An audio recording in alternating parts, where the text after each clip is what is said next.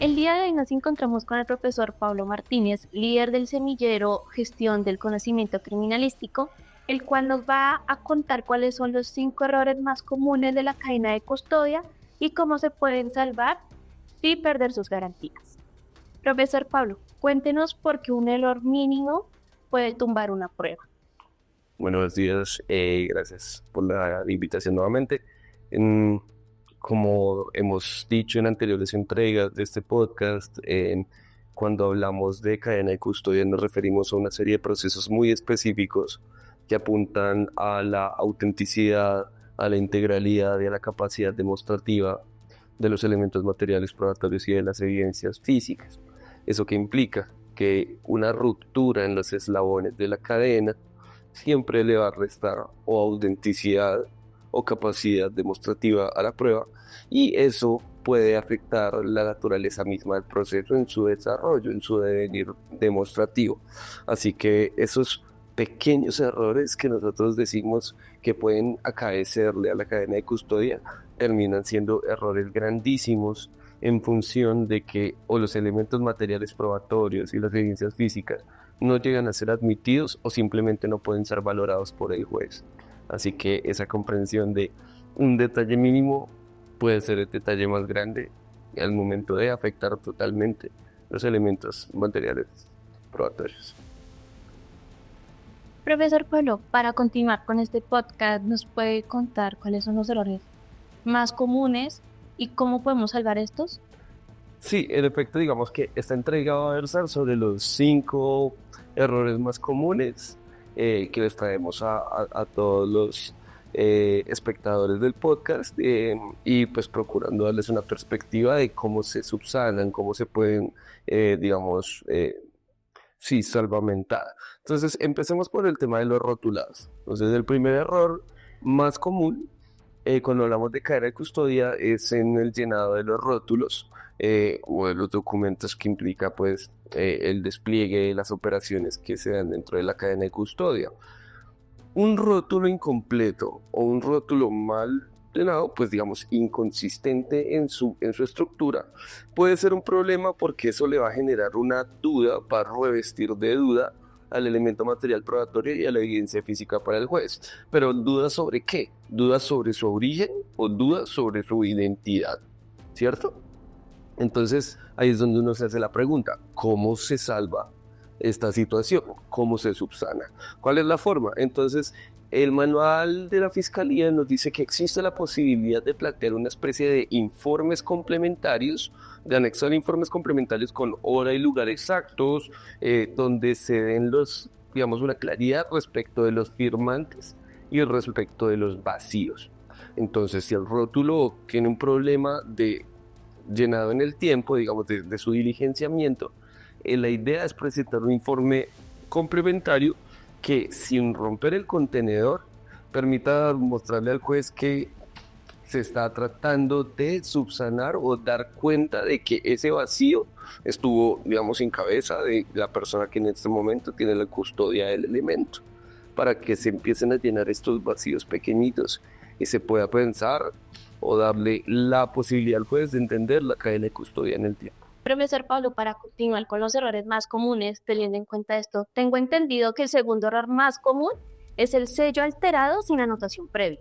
¿Nos puede contar sobre este, por favor? Así es decir, cuando hay un sello alterado sin anotación previa, el riesgo que se corre es que la contraparte me señale manipulación, alegue manipulación de los sellos, ¿no? Pues porque no tiene la anotación previa. Entonces, el manual de la Fiscalía nuevamente permite a las partes que están haciendo actividades de cadena de custodia registrar las anomalías.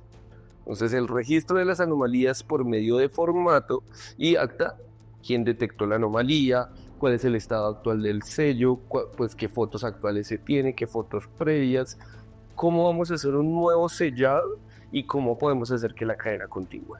Entonces, ahí lo que estamos haciendo es dar cuenta al juez que, en efecto, el elemento material probatorio en su tiempo se selló, pero el sello se alteró en el movimiento, en las operaciones cotidianas. Y lo que queremos es darle, pues, digamos, una certeza al operador judicial de que si bien no se le está presentando el sello original, el sello primario, hay un nuevo sello y ese nuevo sello existe en función de una alteración previa. Y esa subsanación le elimina las dudas al juez. Lo que no queremos es darle la posibilidad a la contraparte de que nos alegue la manipulación. Porque claro, si el sello está alterado, se viste de duda el elemento material. Ya, ¿cómo le voy a decir al juez esto es auténtico? Esto tiene capacidad demostrativa.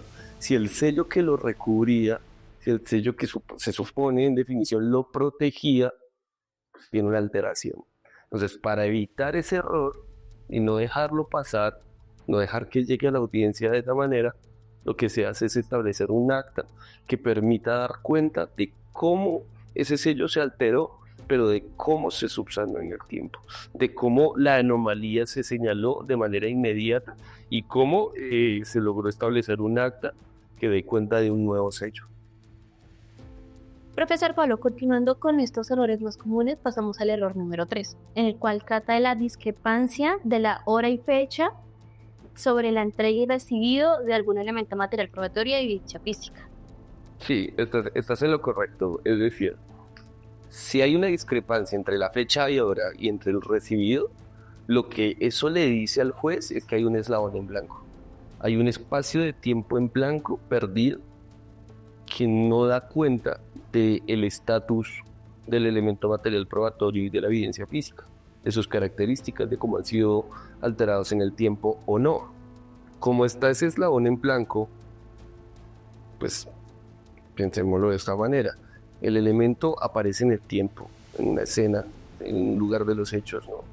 Y ahí se da un hallazgo, o sea, un aseguramiento de la escena, hay una recolección del mismo, posteriormente hay una descripción y un embalaje, y en esas etapas de la cadena de custodia hay un llenado de formatos. Lo que se quiere decirle al juez con ese llenado de formatos es, encontramos las cosas en el estado A y para cuando le llegue a usted a su despacho, el estado A es intacto, ¿cierto?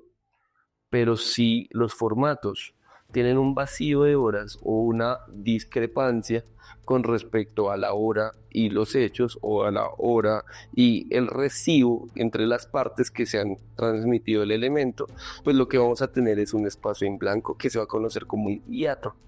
El artículo 258 del Código Penal va a establecer, del Código Procesal Penal va a establecer el traslado de contenedor como una situación donde se puede establecer este cierre de hiatos, donde hay un testimonio del custodio que puede establecer una bitácora posterior del mismo modo que en el error anterior, una bitácora que permita mostrar esa temporalidad, esa cronología en la toma, captura, entrega, traslado, disposición, cuantas veces sea necesario y que permita dar cuenta de que esos espacios vacíos se van recortando hasta que se lleguen a cero.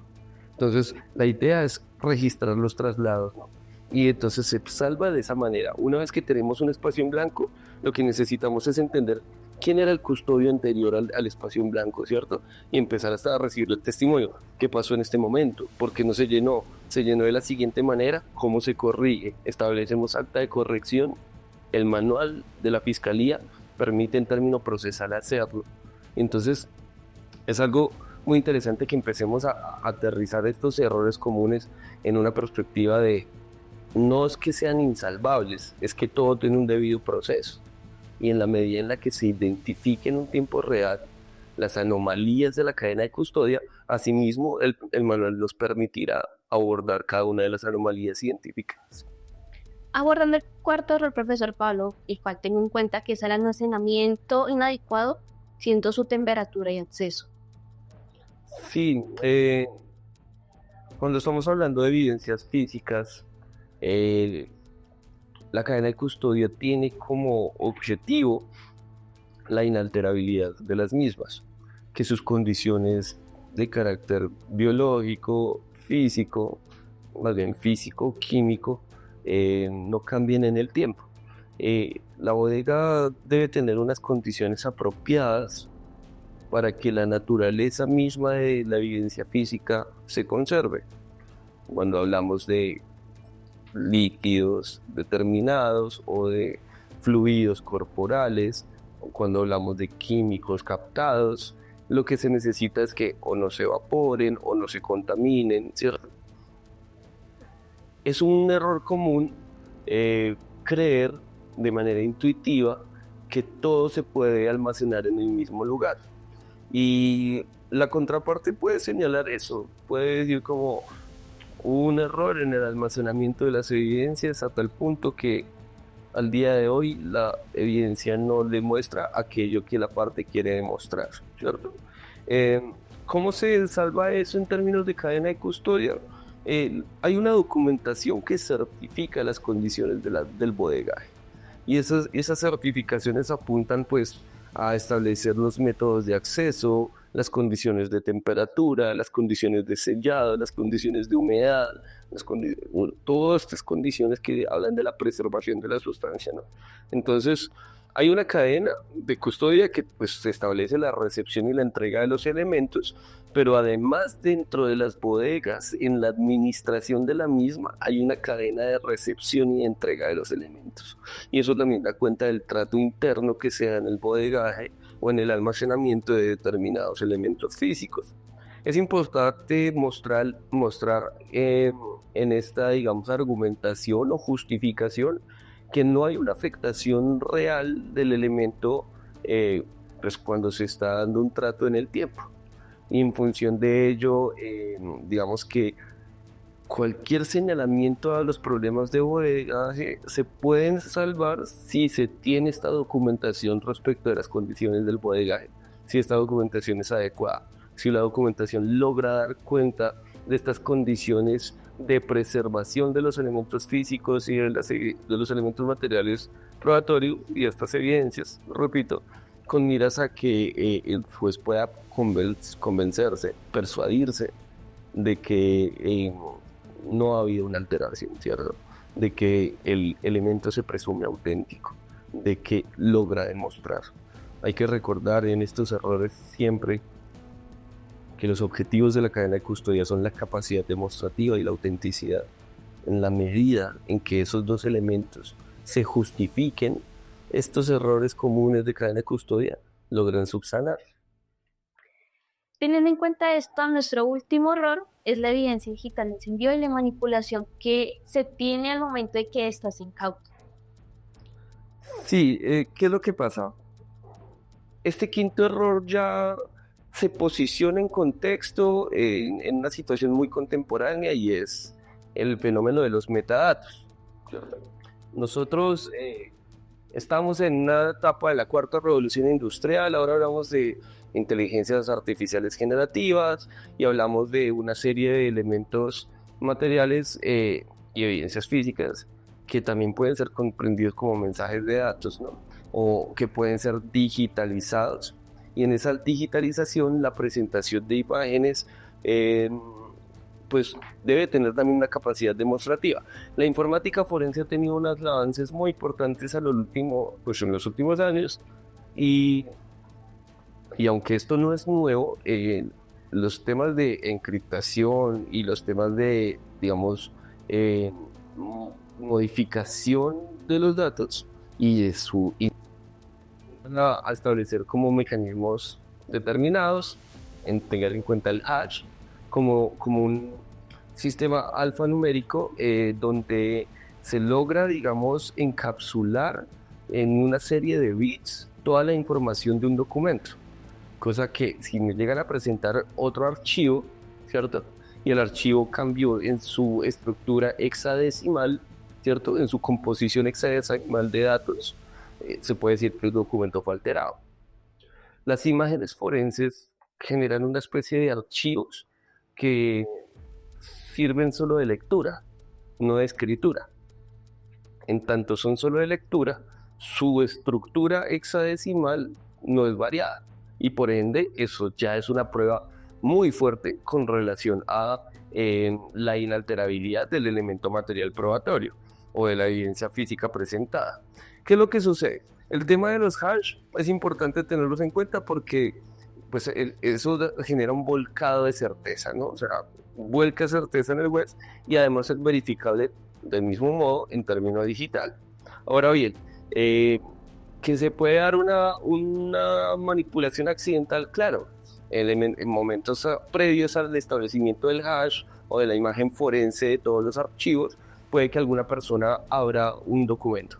Y en la sola apertura, pues ya le cambia el código hexadecimal al archivo y eso pues también tiene que justificarse. Del mismo modo que con los anteriores errores, la cadena de custodia y el manual de la fiscalía lo que permite es dar cuenta de estas aperturas, cuenta de estas acciones y decir, el elemento cambió, pero cambió porque yo en mi calidad de policía judicial, en mi calidad de analista forense, etc., realicé la determinada acción y se plasma en los formatos. Es justificar cómo hubo una interacción de los elementos con los operadores y mostrar en el tiempo que si la más mínima alteración se logró dar en el tiempo, pues lo que se busca es decirle al juez, la alteración está, pero no cambia la capacidad demostrativa del elemento, no cambia su autenticidad. Y es que, a fin de cuentas, pues uno tendría que pensar, estos errores que acabamos de decir son errores formales o errores sustanciales. O sea, establecen problema en la forma de la cadena de la custodia o en la sustancia de ella, en sus componentes intrínsecos, valorativos, digamos, de la doctrina jurídica. Vamos a decirlo así, vamos a decir que el error es formal, sí, solo sí no afecta la integridad o la estructura o la capacidad demostrativa. En cambio, vamos a decir que el error es sustancial cuando sí impide confiar en el elemento, ¿cierto? Y esto se puede, pues, dar, digamos, se le da sustento, o más bien la Corte Constitucional le dio sustento por medio de la sentencia C-591 del 2005, donde empieza a establecer y a categorizar cuáles son errores formales y sustanciales respecto de la cadena de custodia. Pues es una jurisprudencia que vale mucho la pena revisar, porque parece ser complementaria al manual de operaciones de fiscalía, ¿cierto? Y de este capítulo del Código de Procedimiento Penal que versa estrictamente sobre la cadena de custodia. Entonces, cuando ya el operador, cuando ya pues la persona que se formó en criminalística e investigación judicial, tiene cuenta que la cadena de custodia es un proceso estricto de pasos que busca la autenticidad y la capacidad demostrativa, pero al mismo tiempo tiene en cuenta que los errores pueden darse en la manipulación de los elementos y en el traslado de los mismos, en el despliegue de la cadena, valga decir así. También el investigador tiene que saber que esos errores no es que sean insalvables, todo lo contrario, son salvables si se adelantan las acciones justificativas que el manual permite adelantar. Y entonces ahí uno dice, pues hay una narración precisa entonces de la cadena. O sea, cuando el investigador judicial está justificándole al juez la cadena de custodia de determinado elemento, hay una narración específica, hay un relato adecuado. Y yo diría, sí, el relato adecuado depende de que el investigador tenga un dominio pleno en el conocimiento de las etapas de la cadena de custodia y se las pueda describir a tan buen modo al juez que aún en esa descripción logré dar cuenta de, claro, hice lo pertinente de la cadena de custodia y aunado a ello hice lo pertinente para subsanar los errores que se dieron en el tiempo. Y los errores fueron estos. Y aún con esos errores, aún con esta subsanación de errores y aún con esta, digamos, extensión de la cadena de custodia, sigo pudiendo afirmarle a usted, señor juez, que el elemento se presume auténtico y tiene capacidad de mostrar. Ese ejercicio, digamos, para buscar un cierre a esta conversación, deja como enseñanza a la formación de los nuevos investigadores judiciales y de investigadores criminalísticos que la cadena de custodia, si bien está de una rigurosidad, si bien la reclama, también tiene unos espacios de versatilidad en sus operaciones que le permiten al operador entenderse en el tiempo, entenderse como humano, entender que hay una posibilidad de errar, pero también hay una posibilidad de subsanar los errores que acaezcan en el tiempo. Profesor Pablo, muchísimas gracias por aceptar esta invitación. No, gracias a ti. Es siempre un placer abordar este tipo de temas. En esta ocasión, pues, dimos cuenta de unos errores comunes y dimos cuenta también de cómo son salvables y pues a la comunidad que nos acompaña y que se ha suscrito al canal, la invitamos a que siga de cerca los contenidos de la Fundación Universitaria Alberto Merani, la cual constantemente les va a estar ofreciendo nuevos y nuevos contenidos respecto de formación criminalística e investigación judicial.